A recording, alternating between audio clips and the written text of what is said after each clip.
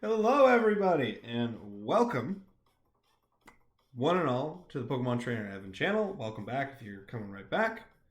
And thank you for joining me. Today, we're going to continue our Pokemon ranking series, and I am going to rank all the new Paradox Pokemon. As of recording, it is 6:20 p.m. on March 5th.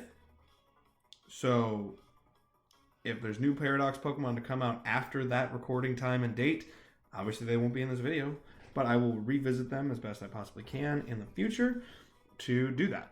Because I'm always into ranking Pokemon. It's super fun. So as I'm going into these rankings, I'm looking at three kind of core things. One, I'm looking at the design.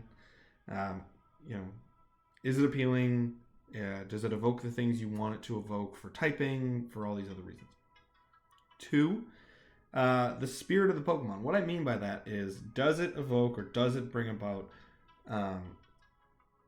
does it keep in line with the spirit of the original Pokemon it's based off of?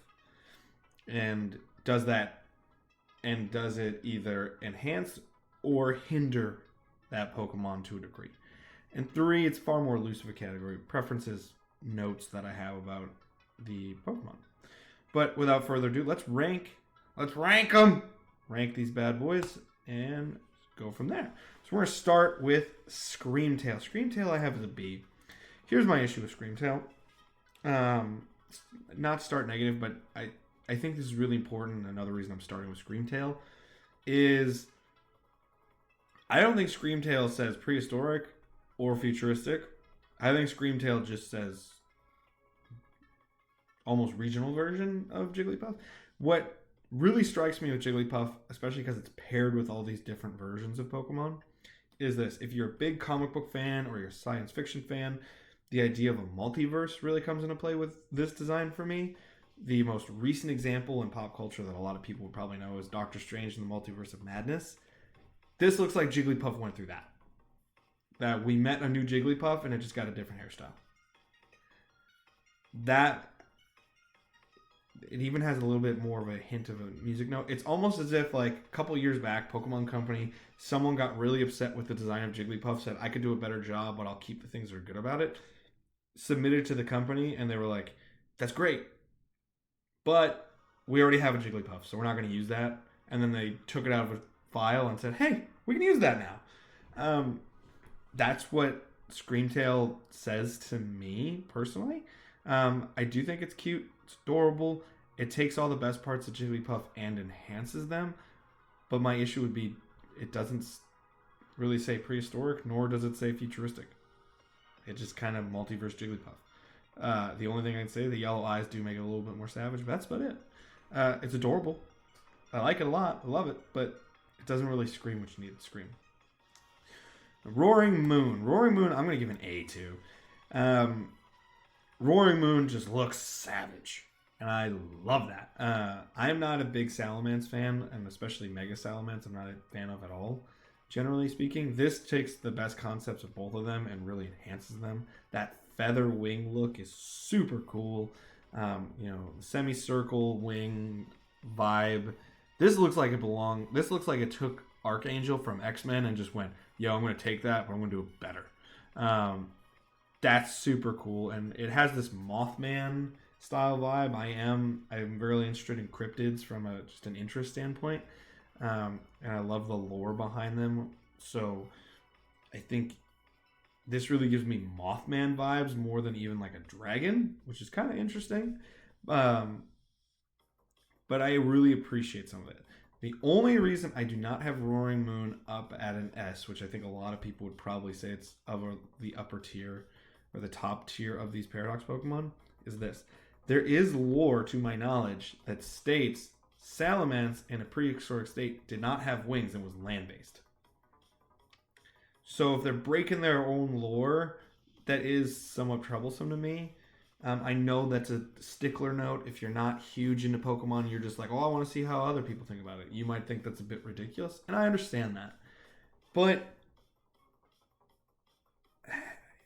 it does say that they're not really coinciding with what they're trying to do conceptually, and really hold true to their own storytelling, and that is something I think is flawed, personally. It's not like I'm going to die over a Salamence lore, because I don't even really care about Salamence, but it is something that's slightly problematic for me, so that's why I have an A instead of an S. Iron Moth. I'm going to give Iron Moth a C. It'll be a high C. It does have positives, but you're going to hear me say this a lot about the futuristic Pokemon in general, the futuristic Paradox Pokemon. Most of them look like they went through Dr. Robotnik's factory from Sonic. Yes, I mean that. And just took the Pokemon like he takes the little animals that Sonic has to save all the time, and then just went, "You now robot. You little thing, you now robot." That's what a lot of these designs scream to me. And this Volcarona designed into Iron Moth, as it's known, it's problematic, man. It's just problematic for me because it just looks like, hey, you now robot. I think there should be more to it. I do like the shuriken look of the wings. That's pretty cool. And the nod of the points makes it look like it's hinting at the sun, so it really gives that fire type vibe subtly. I think I did this the last time I tried recording it, but I'll do it again. I'll move it up to a B. It's a very low B, but I'll move it up to a B because of that. The subtle nods to the sun and the ideas of danger. That's really cool. Otherwise, it's just right off the assembly line, make robot version of Volcarona. And that I don't like. Now I think to the highlight in the entire group, Iron Valiant is an S. I adore Iron Valiant because of the multifaceted design approach. What I love about it so much is this. It perfectly encapsulates Gardevoir and Gallade in so many ways and really points to pop culture use of the future and ideas of the future. So what I mean by that is this. I'm sorry for a quick pause, but what I mean by that is this. Iron Valiant has Gardevoir in it from the facial features. It has it in the dress style, back piece. It has it in the hair that's really more of a helmet. That is, Gardevoir is all there. But Gallade is all there from the hip design, the leg usage, the blade, and the pointed top, which makes it even more likely to look like a helmet. It's all there, and it really hits this idea of what the future looked like from all the uses of pop culture and where we're going culturally. Culturally, as we all can see, especially if we're on TikTok, gender is super fluid. It's not simplistic, and I think this design really hits that. So many uses of the future, even from our past, when we're looking at what the future will be, even decades ago, really started erasing gender roles quickly in Tales of the Future. And a lot of our pop culture that uses that, gender roles, gender identity, aren't nearly as much of a factor in the future in determining someone's value as they have been in the past and unfortunately still kind of do today. Pop culture really kind of showed that in different examples of the future, which is pretty cool. And on top of that, I think it's great to blend those things to show that, sex, gender, everything's fluid and it doesn't matter. What matters is the content of the character. What matters is, who you are as a human being. That's reflected in this character, which is super cool. Iron Valiant perfectly encapsulates those masculine features of Gallade, but perfectly encapsulates the feminine features that are derived from Gardevoir. Everything is so well done in that it's like one of those art pieces that if you look at it when you look at it, you see one thing, but then if you just kind of flip your brain a little bit, you see it in a completely different way. The classic picture of, is it an old woman or an old man? Or is it a beautiful young woman, or is it an old woman or old man? That classic picture. It's kind of got that vibe to it. If you look at it looking for Gardevoir, you'll see a warrior Gardevoir. If you look at it trying to look at Gallade, you'll see a more decked out warrior version of Gallade, which is so cool. And I love that design choice. I think that's phenomenal design choice and really hits ideas that we talk about in futuristic or futurism and futuristic stories. I think that's hit really well. I think this is by far the best futuristic Paradox Pokemon. By far. Chef's kiss to you, Iron Valiant. Now we go to a downfall. Corydon. I'm going to try not to get too angry. My friends that have heard this argument, I'm sorry if you're rewatching this video. Corydon. There's a lot of things I like about Corydon and really bring out the savage vibes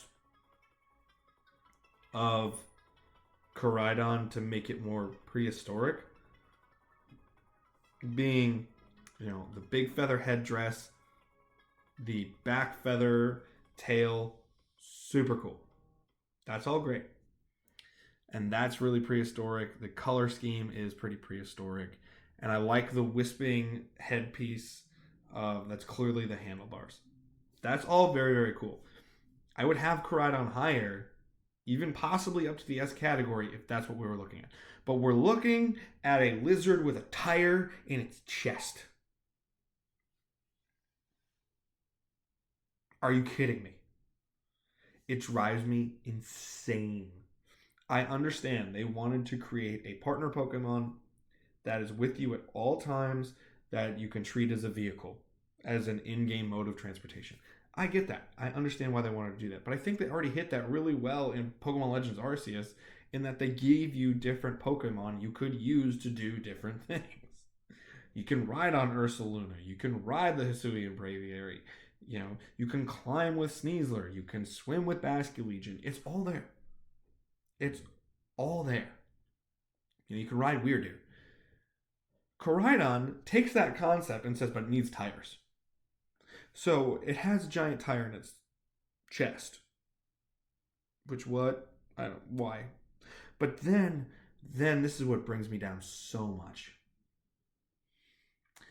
Why on earth would the animation then be it's running on all fours? So what's the point?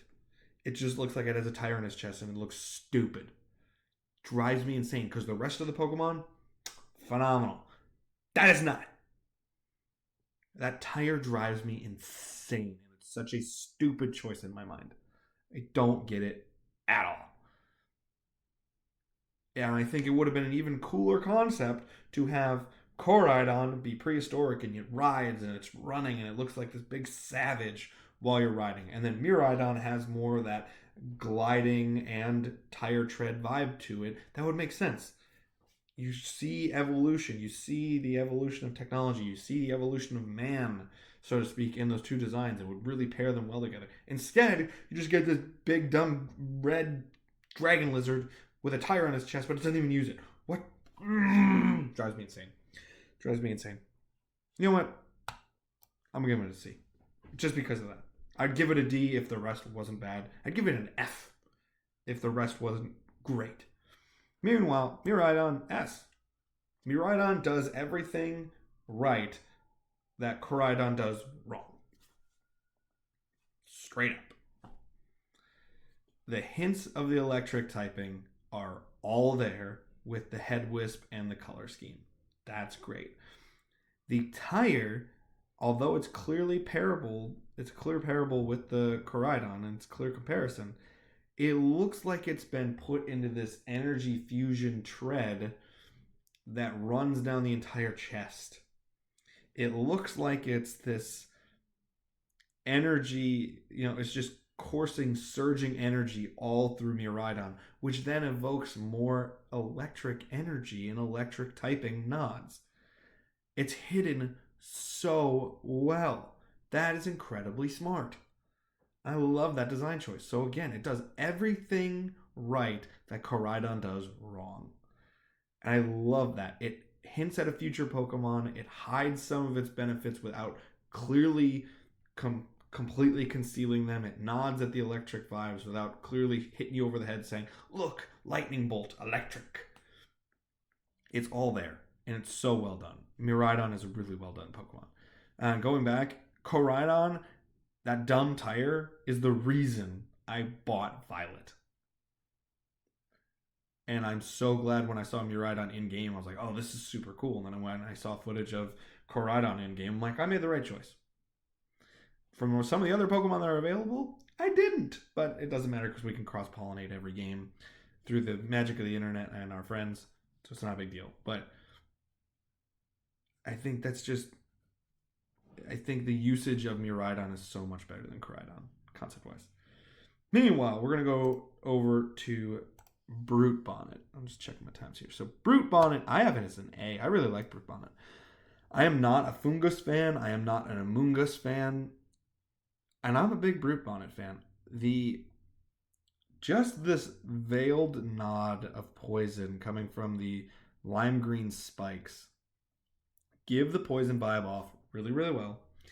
And give the top of the mushroom this vibe, and now it's like I wish I knew the actual term for this. I'm just going to use what I can clearly illustrate the image. It looks like that classic rice picker style hat, that domed hat that is very common through Asian characters that descend from Asia in popular culture. It makes Amoonguss look like this wise old sage that has a lot of power, a lot of wisdom to it. And the little spikes still, it makes it prehistoric, but also there's something more to it, which is great. Because frankly, Amoonguss and Fungus are stupid. They are. I think the idea of a mushroom being the Pokeball idea, okay, fine.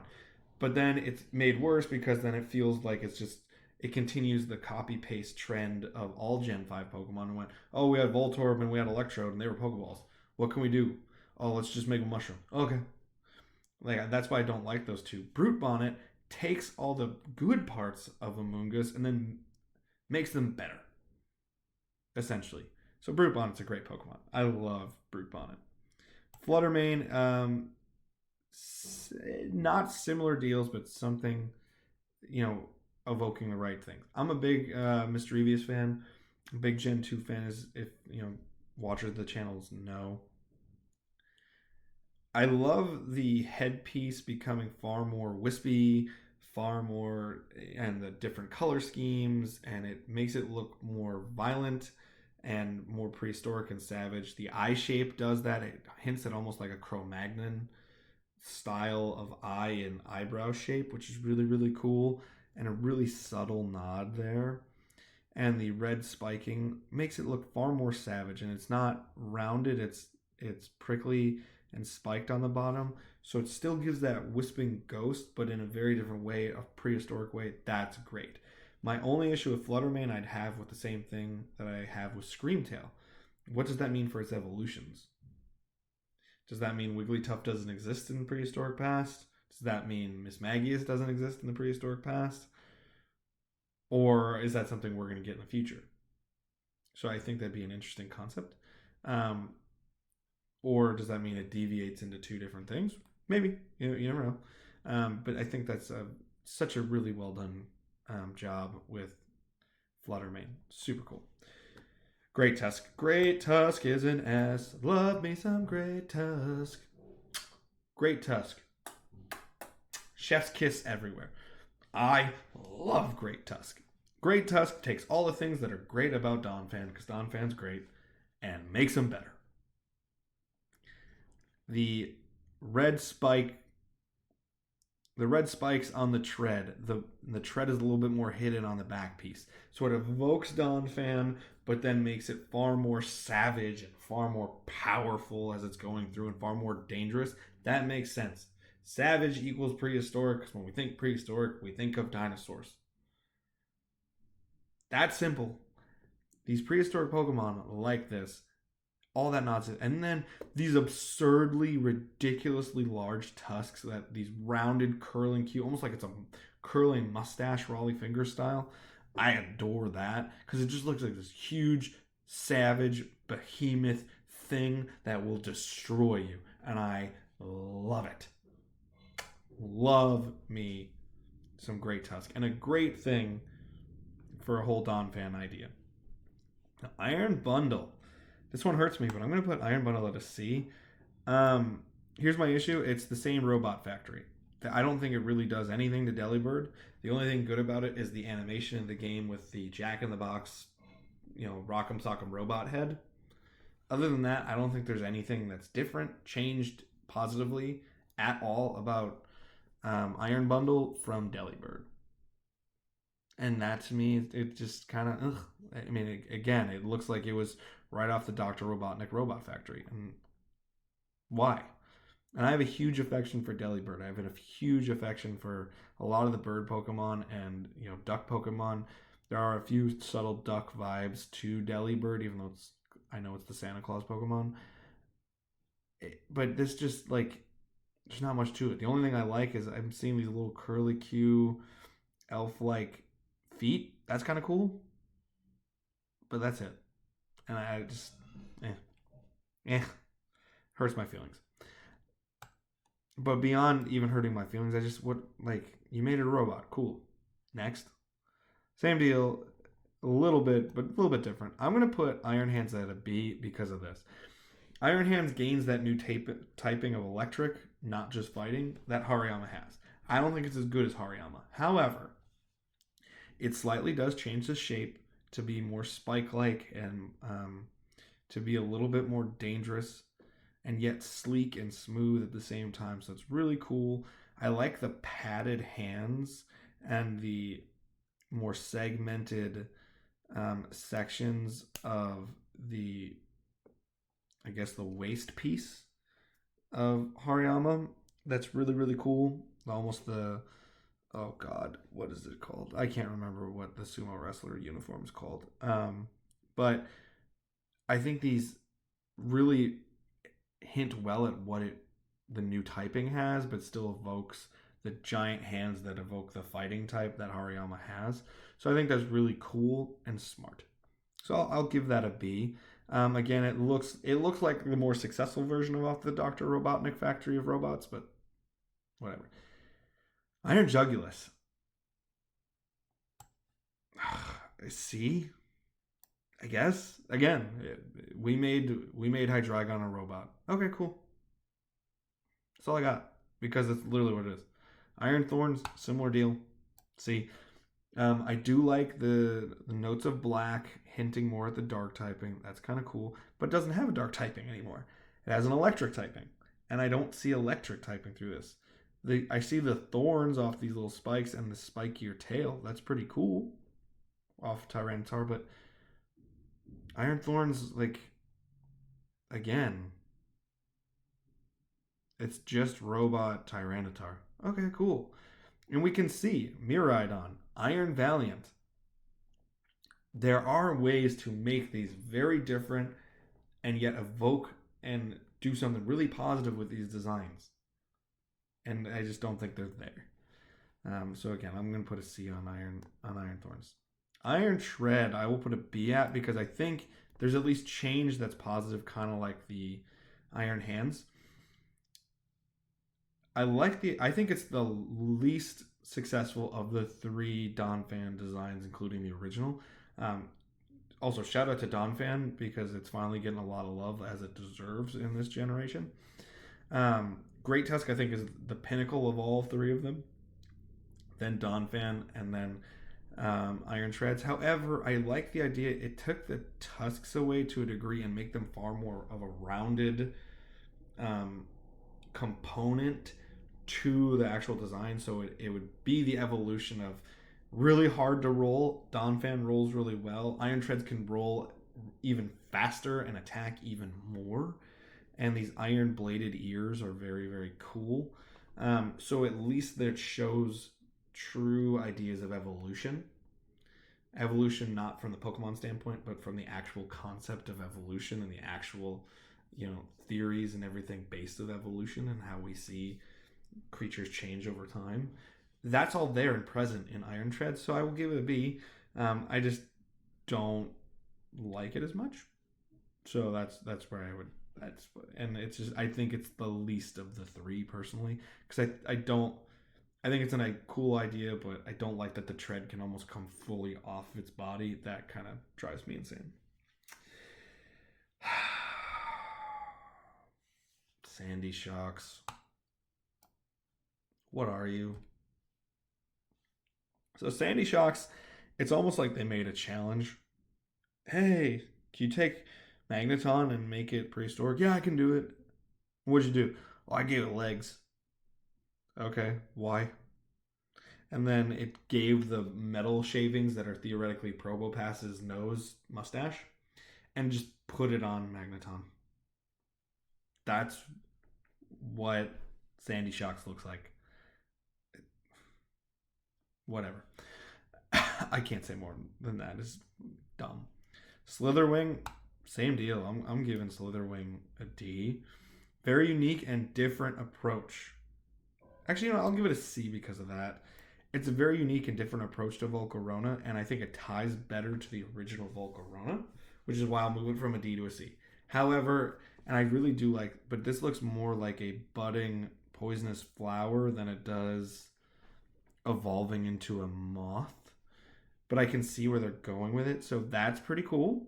But again, I think it's a lesser version of what you already had. Actually, by that logic, I'll bring it back down to a C. Iron Moth is still better, and Slitherwing is still better than all of these, but I think they're lesser than the original in a really, really by a really large margin, and that's why I'll have those there. The next two, I will do. What is this? Iron Leaves or whatever it's called. Iron Leaf, I think it's called something like that. It's clearly Virizion. Okay, it's a robot Virizion. A little bit more green and a little bit more armor plating. I'll give it a C. It's right off the robot factory. Cool. I don't hate it. I don't love it. Kind of like Virizion. I don't hate it.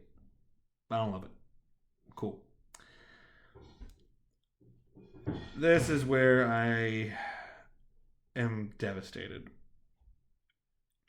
Before I get to Walking Wake, I will say this. Walking Wake, just the design by itself, is a really weird, unique, prehistoric Pokemon. That if Suicune did not exist and they just made this a new pseudo-legendary, a new legendary that was exclusive to the prehistoric time, and that's why you can only find it in Area 0, have no problem. I'd probably like it a lot more. But Walking Wake is a D for this reason alone. It takes away all the best parts of Suicune. It nods at the headpiece Suicune has and just tilts it back further onto the head. Cool. Changed a little bit of the color scheme here, which is on the back. I guess that's interesting.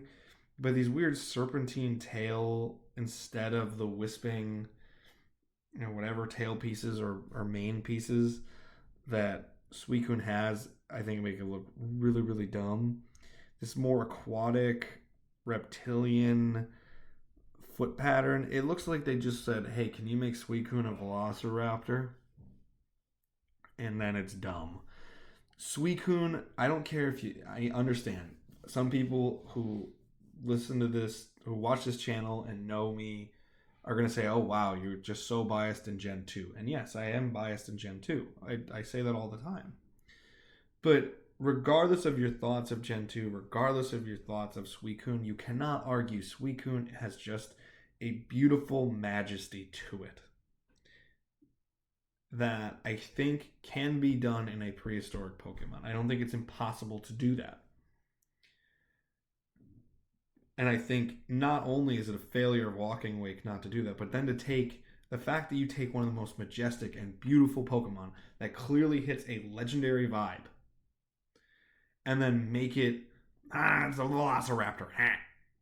It's so stupid. And it's really counterproductive to what you're trying to achieve, in my opinion.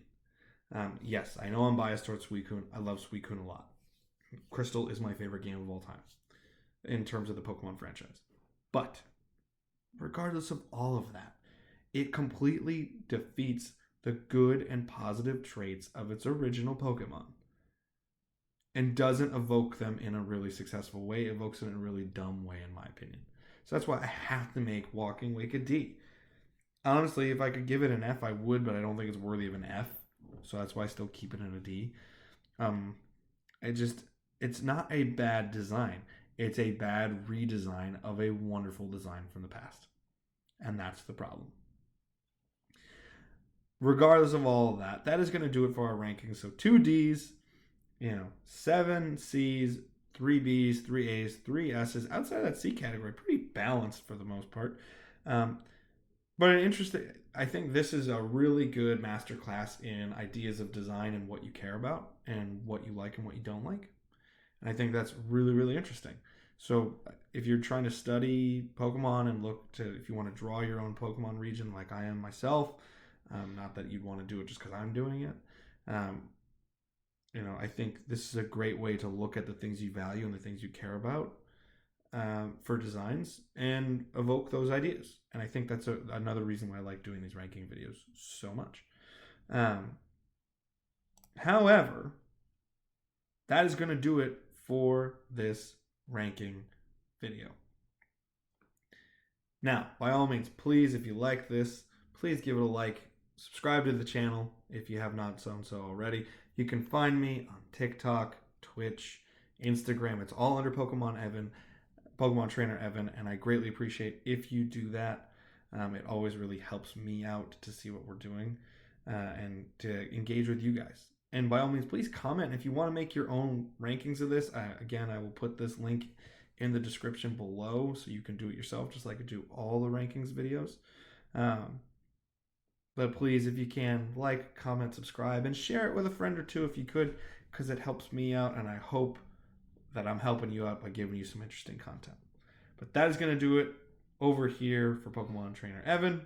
I will catch you next time. See you later.